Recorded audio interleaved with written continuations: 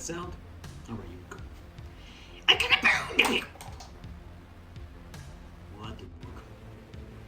Alright, well, here we are. It's the spooky time of the year, my favorite time of the year, as you can probably tell. I got some spooky movies next to me there, the horror films. Man, do I love horror. I tell you, I love it more than just about any other genre. And you can tell, also, maybe from my shirt, that I love Halloween. The holiday. You know, and the movie as well. Got a couple copies of damn Halloween. Anyway, this is it. This is Jeremy's favorite time of the year, the spooky time of the year. So bear with me. I'm going to be dropping them left and right. We're going to be dropping them left and right. This is it. This is the time. This is the main event. This is what I've been prepping for. This is what we've been preparing for. And how did we start it? We started with Young Frankenstein, but I'm not going to get to that one yet, because I just got out of my screening room and I watched something on Canopy via my local library, and I strongly recommend everybody sign up for it. This is not a paid advertisement for Canopy, by the way, because, I don't even think they make any money. They just give all the movies away for free if you got a library card, and your library's affiliated with it. It's the greatest thing I've ever seen. And they got great movies, and they got great HD streaming quality. They got a big horror section up right now, so I was finally able to catch up on, wait for it, Longlegs. That's right, Osgood Perkins. Oz Perkins, that's the son of Anthony Perkins, Norman Bates' child, has directed a film. I don't have the credits in front of me, so I don't know if he wrote it as well. Probably just directed it. Man, oh man, we got some long legs over here. Yeah, that's right. And I like long legs, but not as much as I like some other things. But we're not going to get into that right now. Because right now we're talking about long legs. Long legs. That's right. That's how he talks. It's not too complicated, okay? It's a new detective, Clarice Starling from Silence of the Lambs, like a Jodie Foster type character, except she's probably on the spectrum. I mean, I don't like to just point that accusation at anyone. As a matter of fact, if I had to guess, I'm probably somewhere on that spectrum as well. And maybe we all are, maybe we all are. It's a spectrum, it goes from here and then it goes to there, so I'm probably somewhere over here, not that far end, but I'm over here and she's somewhere over here and maybe even over there. So that means she's got psychic powers. That's right. That's what it means. She's got psychic powers. So they're looking for a guy at the beginning. They're looking for a guy, and then she knows exactly which house to look at. She knows exactly what's going on. Well, she doesn't know what's going on, but she knows where to look, okay? That's the inciting incident, as they call it in screenwriting class. The inciting incident occurs when her FBI partner, knocks on the door, and he gets his head blown off. I'm not spoiling anything. It's probably in the trailer. I don't even know. And the movie's been out for a little while now, so let's just say that's how it gets off to its start. And then she goes, her detective that's in charge of her, the lead detective, he gives her all the clues, he gives her all the files, like what can you sense in that psychic brain of yours? What can you tell us about these murders, these families that are getting murdered and the daughters have all got a birthday on the 14th, and then 6 days beforehand they get a letter. I don't know what the plot was. I started losing me after a while because I don't, especially on first viewings, I don't really follow the plot that hard. I just let the movie flow over me like a dream. I feel like I'm just like laying down at night, shutting my eyes and saying, "Come on, dream. Give me something I can work with here." And that's all I look for in a movie nowadays. It really is. I don't follow plots that closely. So maybe I'm a bad reviewer in that regard. But you know what? I'm not here to break it down for you. I'm here to tell you what I felt. You're getting the opinion of a man. The opinion of a man who lives in a video store who has some decent taste. That's what you're getting. And I can recommend stuff to you, and you can recommend stuff to me, and I'll watch it. A lot of people don't know this. Leave a comment, and I'll watch you want me to watch. I mean, there's no getting around that. I mean, I may not get to it, right away. It may take a year or two, but I'll get to it eventually. I'll put it on a list, like a letterbox list or something, and I'll eventually get to it. I got a lot of stuff to watch. I only try to watch 3 movies a week, typically. But this month, I'm going to be watching 31 of them. That's right, 31 horror classics, non-classics, cult classics. It doesn't matter. I'm already rambling. I'm sorry, guys. This is what I do. If you don't like it, turn it off. I don't care. This is for me. This is for Jamie. This is for Jamie when I wake up and when I go to bed, to know that I can do this for me and for anybody watching. You're invited to drive along with me, or you can just hop off right now, and I don't care one way or the other. I'm not getting paid for this. I'm not trying to make money from this. I'm doing this from the heart. I'm doing this from the heart and for the love of the motion pictures and for the love of me. No, that doesn't sound good. That sounds narcissistic. But for the love of life, culture, and arts, right? That's important. We know this. We saw what happened to Jimmy Kringle. We saw what happened to him, but guess what? He's back, baby. And I'm back. And nobody's gonna cancel me. No, sir. No, sir. Gonna see me out on the protest line if that happens. Front and center. Let's get to the nitty gritty and the nuts and bolts of Longlegs. The first thing I want to mention, and the most important thing that I want to mention, is the wood-paneled investigation room with the red carpet. I was drooling. Oh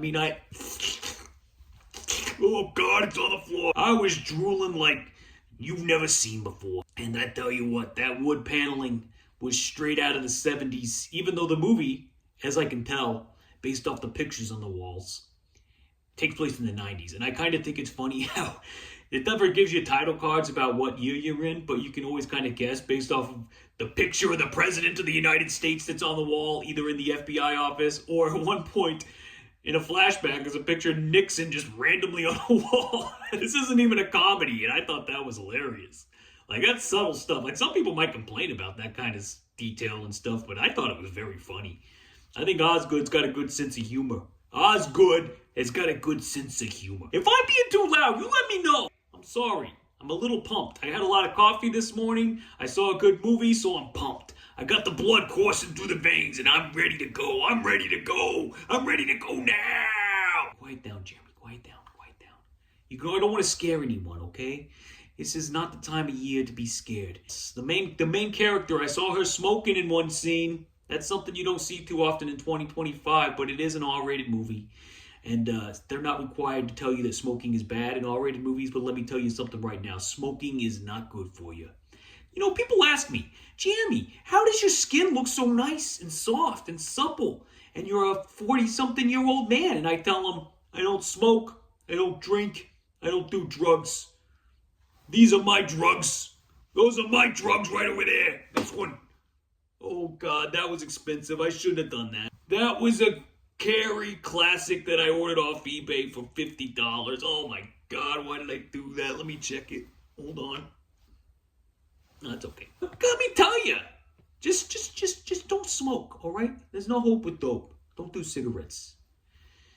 I'm sorry, I'm so hyper. I really am. I don't know what's wrong with me this morning. Beautifully shot. Just a gorgeous film to look at. I've noticed lately I've just been really into aesthetics. I mean, I always have been. But lately, if a movie looks good, then that's like half the work right there. Actually, it's like 2/3 of the work. Because so many movies now look like garbage, and this looks beautiful, I must say. I mean, there's like some following drone shots that kind of lose the HD or the super resolution a little bit on Canopy, like like when they're getting out of cars or following a car with a drone. But other than that, the movie looks gorgeous, just gorgeous. This has the best flashlight sequence I think I've ever seen in a movie. Like, you can the way the flashlights look, the way they're bathing their targets.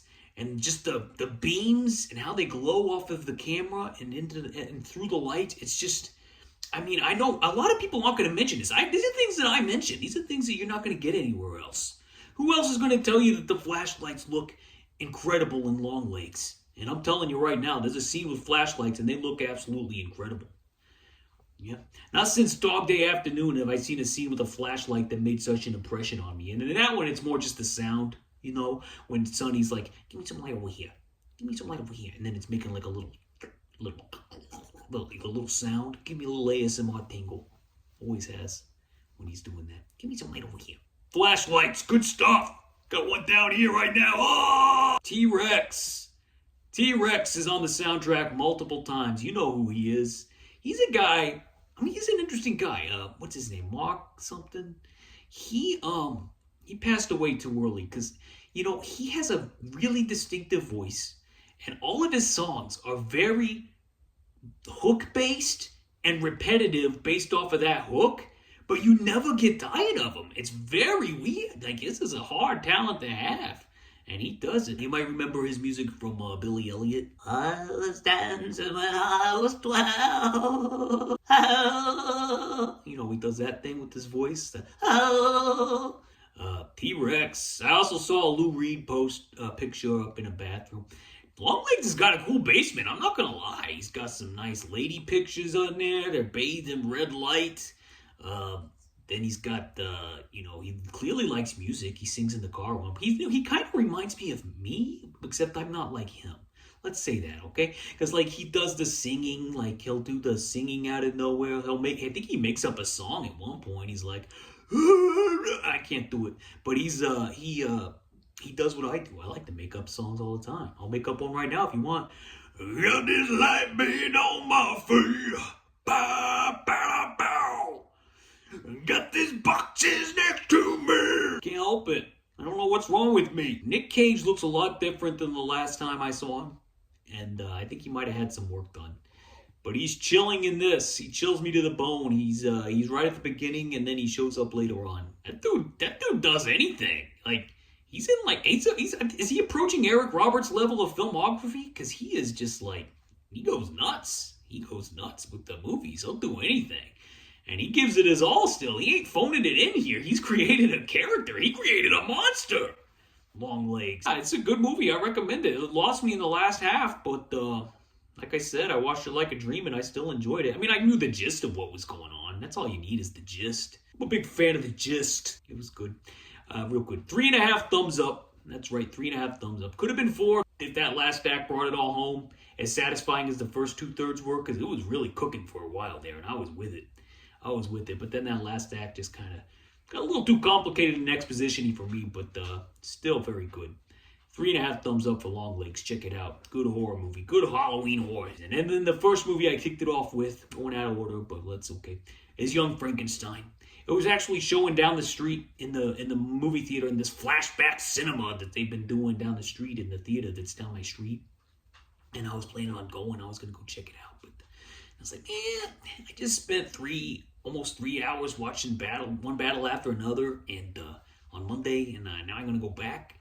Spend another $11. I was like, okay, you know what? I got it on DVD. I found it on DVD at Goodwill. So let's just fire it up in the old home cinema because I got a nice big screen. That's right, I got a big 110-incher. But what I watched it on was the 50-incher, and it's a TCL, by the way, and that's not a paid advertisement, but it's a cheap TV, but it looks better than the $1,200 Sony that I bought almost 20 years ago.